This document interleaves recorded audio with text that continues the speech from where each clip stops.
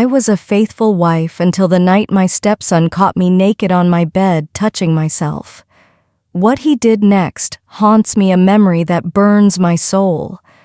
This is my confession, raw and unfiltered. I never meant to cheat. I swore it to myself every sleepless night, staring at the ceiling, my heart heavy with guilt. But the truth is, I did cheat. And it all began when my stepson Ethan walked into my bedroom and saw me in my most vulnerable moment. That night shattered everything I thought I was. It was late, the kind of quiet that amplifies every sound. My husband Daniel slept beside me, his snores filling the room as always. I turned away from him, my body aching with a need he hadn't touched in months. I tried to ignore it, to bury the longing, but it was too strong, consuming me. So I did what any lonely wife might do. I reached into my nightstand, pulled out my vibrator, and turned it on. The low hum was my secret, my escape. I bit my lip to stay silent, but a soft moan slipped out. That's when I heard it, the creak of my bedroom door. My heart stopped. Not Daniel. Worse, Ethan, my 23-year-old stepson, stood in the doorway, his eyes locked on me, on my bare thighs, on the sheet tangled around my hips. I should have screamed, covered myself, anything, but I didn't, because he didn't look shocked. He looked hungry, his gaze devouring me. For 5 agonizing seconds we were frozen, the air thick with tension. Then, in a voice so low it sent chills down my spine, he whispered, "Need some help." My breath caught a battle raging inside me. I could have said no. Every part of me knew this was wrong. But the way he looked at me, like I was a feast he'd been starving for, ignited something dangerous. I should have said no. I meant to. But as he stepped closer, my body betrayed me, urging him to stay. I told him to leave, but my voice was weak, pleading for him to come closer. That's how it began. The first touch that changed everything. Ethan didn't move at first. He stood there, one hand on the doorknob, his eyes blazing. I could see his chest rising fast under his tight white t-shirt, his desire mirroring mine. "Close the door," I whispered, my voice trembling. I meant to say "get out," but my lips spoke a different truth. The door clicked shut. 5 steps changed my life forever. Step 1. Ethan moved closer, the floor creaking under his weight. My pulse thundered in my ears. Step 2, he knelt beside the bed. I caught the spicy, warm scent of his cologne intoxicating me. Step 3, his fingers grazed my inner thigh. "You're trembling," he murmured, his voice low and teasing. Step 4, the vibrator slipped from my hand, hitting the carpet with a soft thud. Step 5, his lips brushed my ear, sending a jolt through my body. As I reached for the vibrator, he slowly pulled out his own powerful, pulsing energy from behind. "Oh, it's so big," I moaned, my voice betraying every ounce of restraint. His mouth was hot, his hands rougher than Daniel's ever were. When he pushed me back against the pillows, I gasped, my body surrendering. He breathed heavily against my neck. "Don't wake Dad." The danger should have killed the mood, but it only made it more thrilling. Afterward, Ethan stood, adjusted his jeans, and left without a word. I lay there staring at the ceiling, Daniel snoring beside me, my body still humming with what we'd done. 3 thoughts raced through my mind. 1, what the hell did we just do? 2, this can never happen again. 3, when will it happen again? That night, my phone lit up with a notification. "Ethan, 9:17 a.m., my room tomorrow afternoon." I read it 12 times, my thumb hovering over delete. I typed no. But instead I sent "when the door's locked." I knew it was wrong. So why did I keep going back? The first time I lied to Daniel's face, I nearly vomited.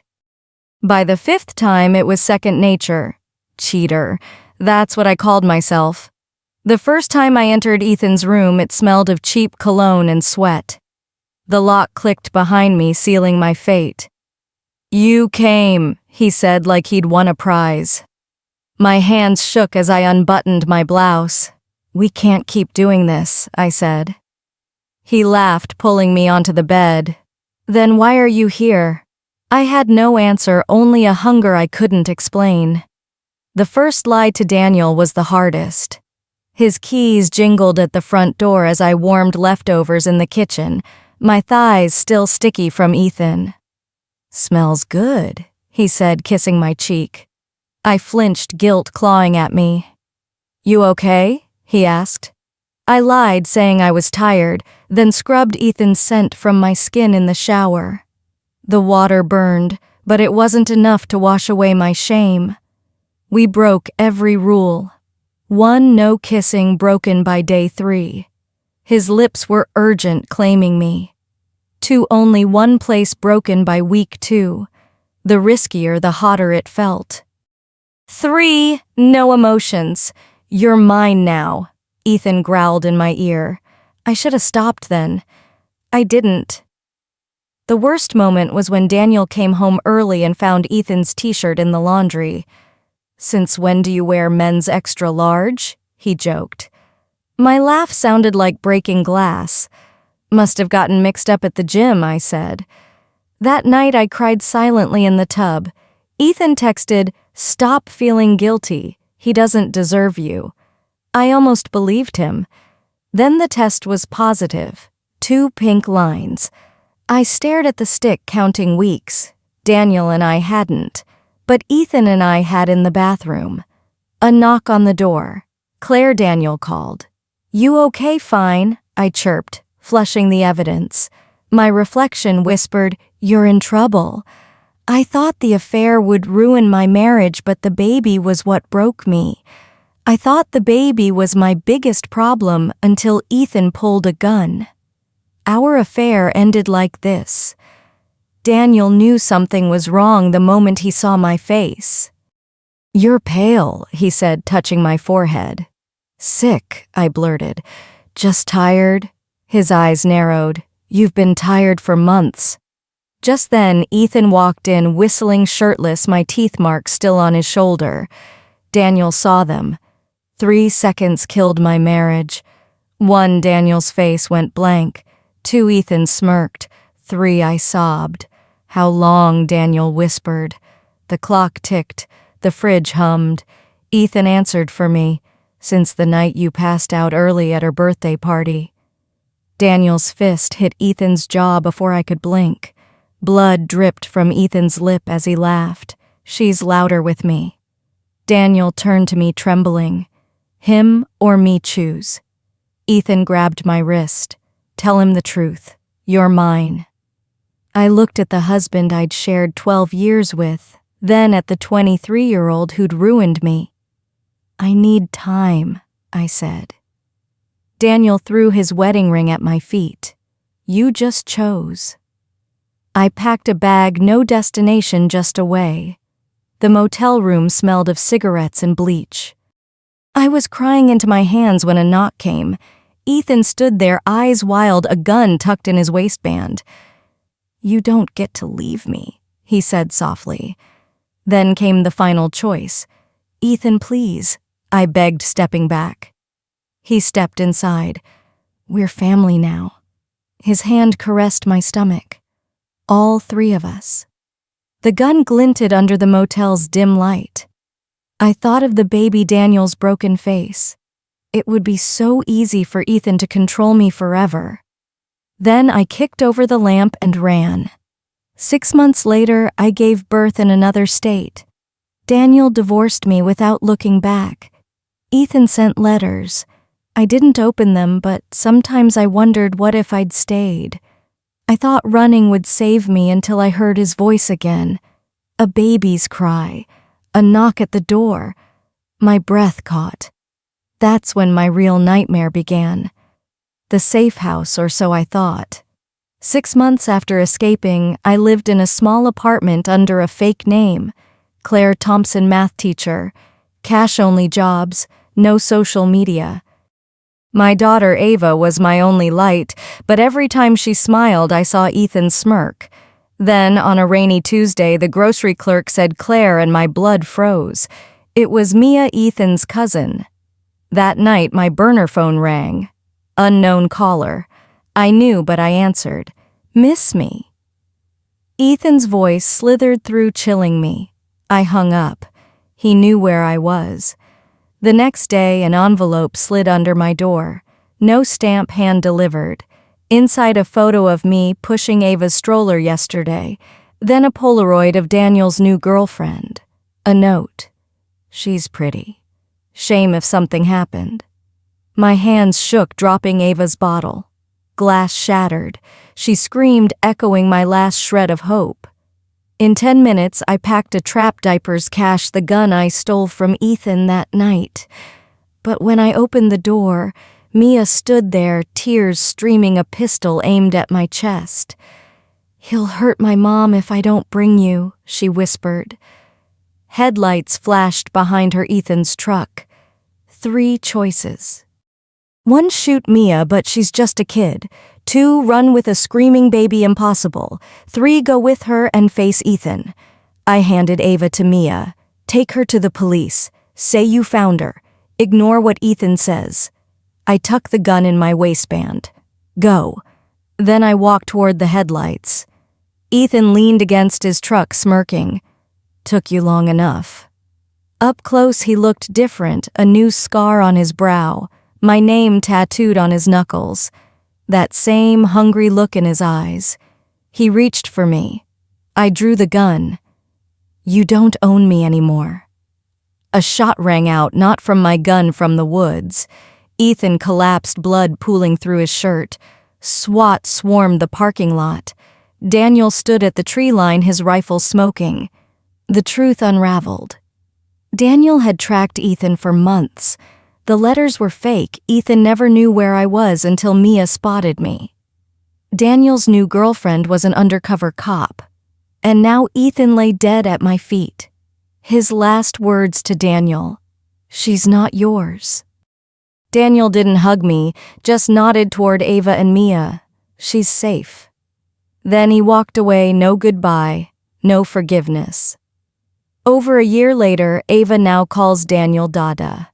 But alone, I traced the tattoo of my name on my finger where I held the gun that night, wondering if I'd have pulled the trigger first. Would I be free, or just another monster? I thought Ethan's death was the end, until the first letter in his handwriting arrived.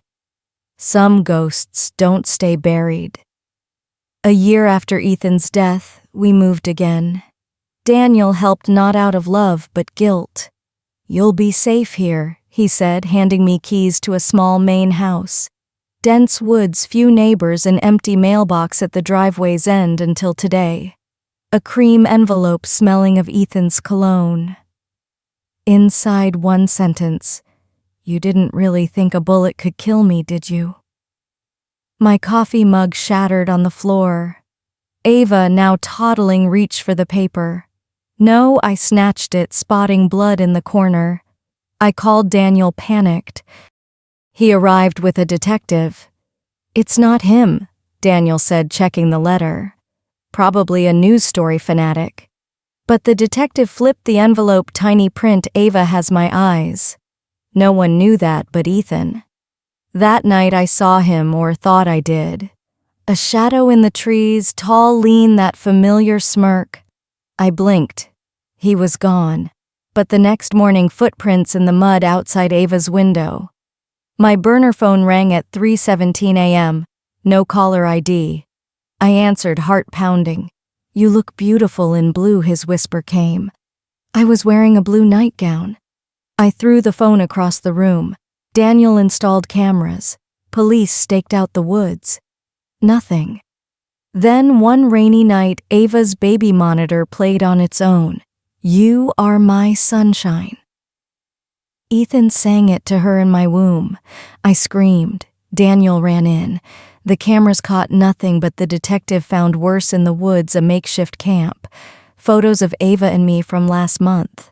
A journal in Ethan's handwriting. Final entry, Daddy's coming home, Ava.